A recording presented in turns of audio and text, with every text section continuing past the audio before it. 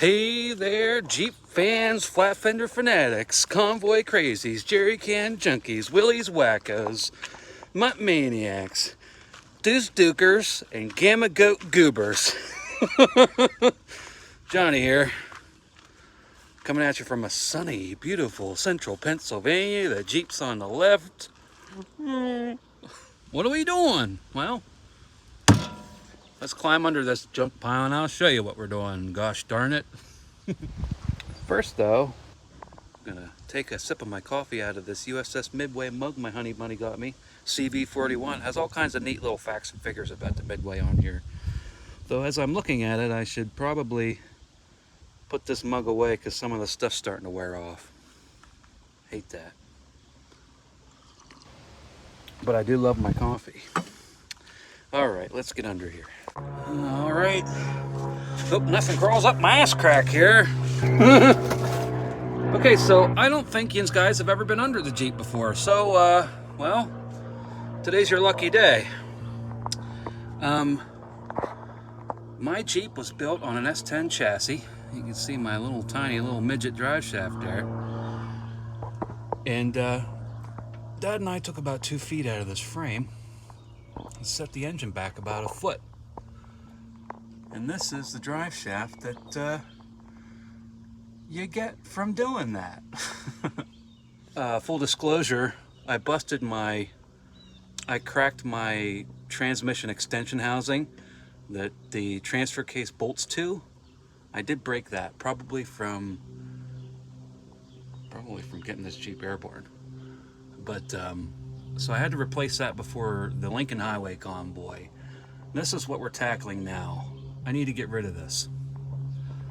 So how are we going to do that? Well, I'm going to show you. As a side note, this is how rednecks drain oil right here. Bada bing, bada boom. We're draining the transfer case. So how are we going to do that? Well, there were a few select S10s that came with a CV style drive shaft. And that's the Carden style with the 2 universals together with the housing. And they had a special rear yoke on the rear end here. Looks a lot like this. Now your CV joint will bolt to this, and it's something like the extended cab, long bed, 2-wheel drive S10s. The Typhoon and I don't know if the Cyclone got these or not. But supposedly, got this on eBay, supposedly this flange will bolt right to this rear, okay? And I also got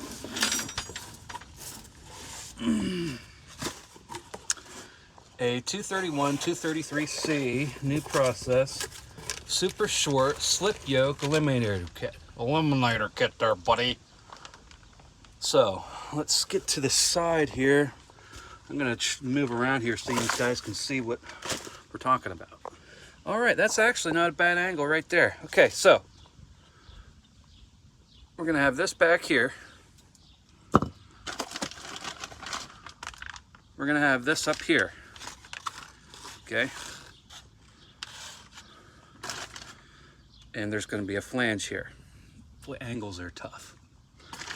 So I gotta take the transfer case out. It comes with a short up. That's the whole kit. It comes with the whole kit to turn this into this.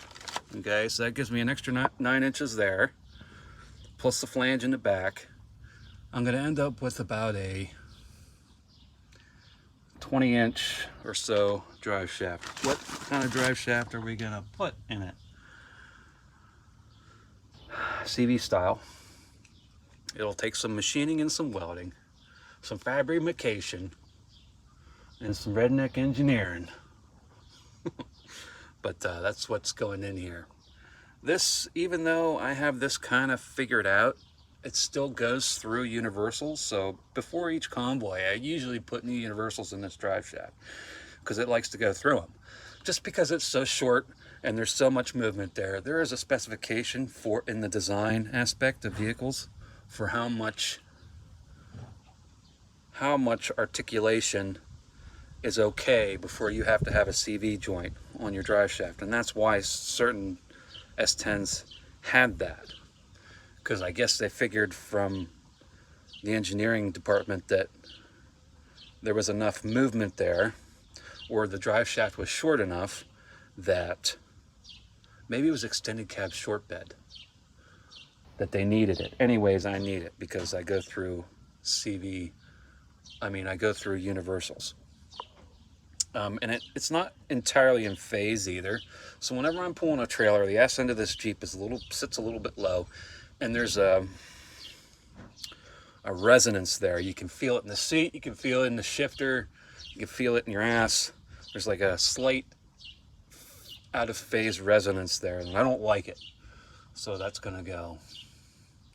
And then, we can start pulling wheelies with this thing. Anyways, let's get started. So this is a tension strut, okay? This just happens to be where the cat mounts here. This is my torsion bar cross member, goes up and over the transfer case. My torsion bar keys are right here. You can see they go way up there. Originally, your torsion bar cross member is like a solid cross member that goes across there. But anyways, this is a torsion strut that holds the bottom edge of the frame from flexing whenever I load one wheel up. So it has a little bit of a tension preload on it, and so I have to unload the suspension to get this out, otherwise it won't come out. And there we are. Now we can get right at this thing. I'm going to drain the oil here. Maybe. With my handy dandy Ace Hardware adjustable wrench that I got in like 1995. A true redneck would use a pair of vice grips for this. Let's get this the hell out of the road here. I wonder if I'm going to be able to get on this correctly. We'll crack it, and then I'll get that drain pan under here. Wow, I look like a complete doof right now. Okay. Welcome to Doof TV. Oy, oy, oy. Holy shit! Bring Muscle Man Hercules, put that plug in there.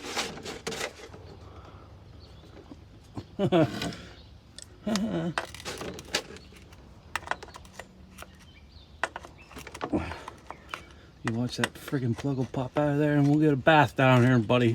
An old bath, or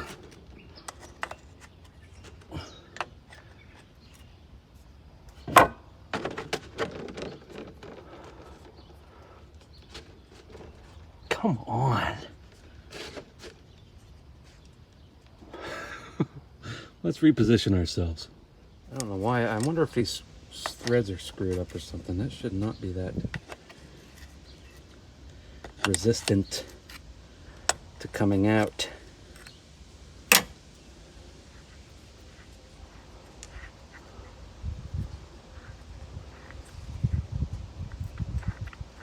got it now, buddy.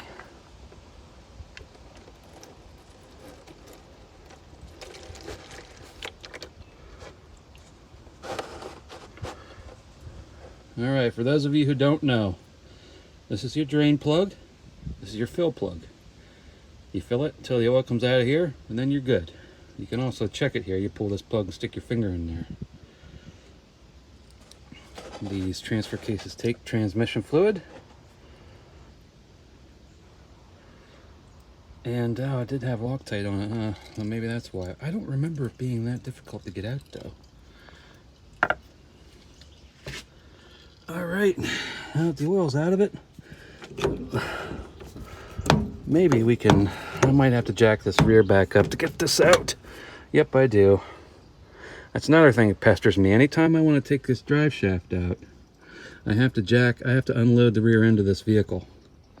and kind of like finagle this thing out of here. It's a real pain. So we're gonna do away with that for this trip. I said enough is enough. So I originally cut this piece of black walnut to use as maybe a gun stock blank. It was a piece of firewood we had, but I think I cut it too thin. Hand ripped with a hand rip saw, like the old style. You can see there's some screw ups there, as I'm known to do. And oh yeah, I'm just letting it dry out. In the meantime, I'm using it as a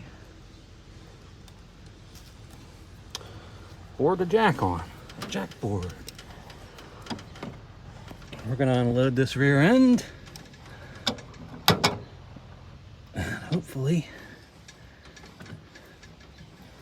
get that drive shaft out. I had it out, but I put it back in just to keep crap out of there. And you can see I got a moist rear end too. I gotta replace that gasket. But while I have the cover off, I'll check the gears and everything out too. All right, before we take this apart, I wanted to show you why it's bad to have such a short drive shaft. Now, before you friggin' chat goblins and shit get going here, this drive shaft did get me across the country 4 times. It has 20,000 miles on it. And I could keep on using this if I wanted to. But it does bottom out. So this is the rear suspension completely unloaded. This is what you're dealing with a short drive shaft, okay? It's so bound out it won't even go into this yoke. So that's not good. Over the long run, that's not good. Well, like I say, if you hammer on this too hard, there's an adapter up here, right here I'm pointing at. Get you down here where you can see. This is called a transmission extension housing. It bolts on where your transmission tailstock would bolt, and it's a mount for the 4-wheel drive transfer case. That's an $80 boo-boo right there. I cracked the one that originally was on this chassis. I would assume, from getting a little too carried away, getting the rear of the Jeep up in the air like that, or hammering on it too hard. I have taken this Jeep racing twice now at the local drag strip. So one of those 2 events caused that crack in that extension housing. Anyways, wanted to show you that. We're gonna pull this. Gonna walk this out of here and just oh, fingers. Oh, fingers. So that's our cute little drive shaft there. Oh man, that hurt. Now if this were a rigid setup like your old style Vets or something like that, where the center differential didn't move, it was stationary, this would be okay. Be nothing wrong with this. But the fact that this moves up and down, I want to say about 10 inches total vertical travel. This ain't gonna fly. You can see, I mean, I don't know if you guys saw my muffler over here. It slings oil, grease. There's the floor under the rear seat. This thing slings oil, grease like crazy. And these are the good universals. These are like Moog or something like that. They're good ones. I just can't keep greasing them, and no matter how much I clearance this drive shaft, like I even clearanced some of this slip yoke and the yoke back. Did I clearance that? No, I clearanced the drive shaft, the back of the drive shaft here. Anywhere it was shiny, see, like I would paint this, and then anytime, whenever this would bottom out, it would knock the paint off and make it shiny. Let's see if I can find a spot where it was bottoming. And then I would just take a file or a die grinder and grind where it was bottoming out. I'll show you right here where it was bottoming out. Where I already did do some work right here. Get in there and focus, you son of a bitch. Anyways, you can see where the paint's missing. That means that was bottoming out there. Anyways, to make a long story short, she's going down the road. Put this in the wall of shame. The Hall of Fame. Hall of Fame, wall of shame. Let's get in here and look. You can see here. So your normal slip yoke doesn't look like this. It's straight across here. I clearanced all of this out. Actually, some of this was hammered out by this, and then I clearanced it a little bit. But as you can see, clearly not enough. So that's where we're at. Getting this thing ready to come out. I'm going to pull these bolts, these 5 bolts out of the transfer case. Got to pull the wiring connector. The VSS is unplugged. The vacuum hoses are unplugged. This thing's about ready to come out. Let's keep on going. Forgot about my front tires out there, buddy. Oh, crap.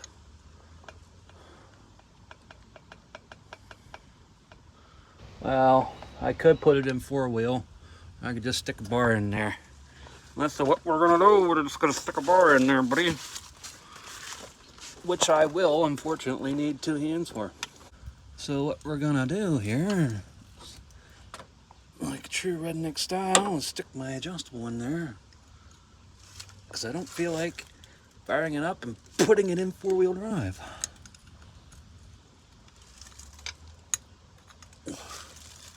Should be wearing my eye protection.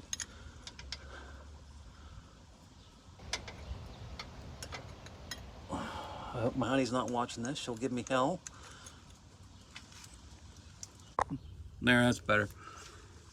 I have a saying that I started saying to my honey is, happy bun, happy nub. Oh, can't find the... Alrighty then.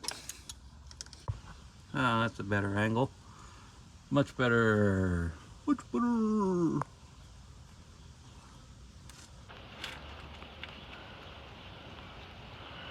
You guys even get the sensation of stuff falling in your face. It's like, just like being here. That's exciting. That's very exciting. Holy pokers, that was a battle. Where are we at here? We're up here somewhere. Yeah, this universal's tight. We're gonna have to change that. Oh, that's a pisser. I think I have a new one of these because I already replaced this one up here.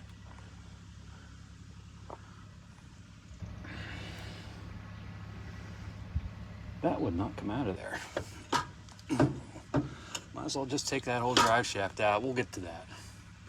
Okay. All right. Now the wiring pack. I believe it's an 8mm. Yes, it is.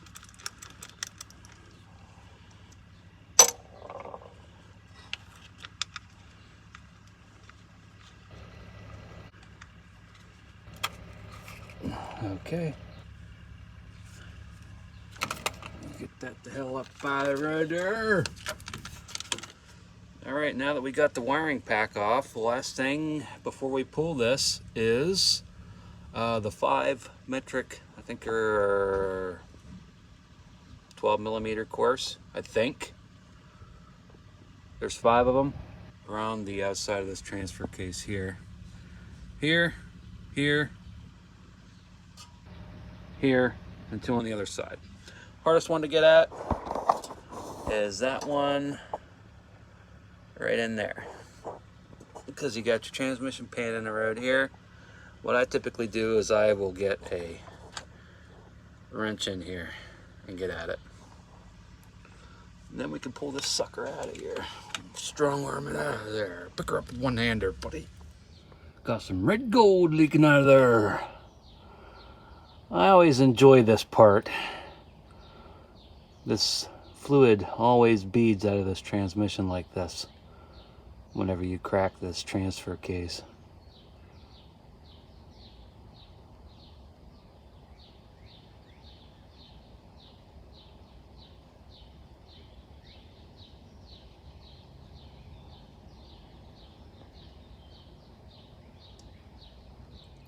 I'm just gonna let the rest of this red gold drain off here, and then we can pull this honky out of here. Uh-oh, they're coming for me. The thought police. Hey guys, that's it for today's video. Just wanted to say thanks for watching real quick. And well, you know what? I lost track of time and I had to throw all my tools in the bag. The metrics with the SAE and the SAE with the metrics, and the sockets were with the screwdrivers. It was madness. But I had to get ready for work, so here we are. We'll make another push tomorrow. See ya.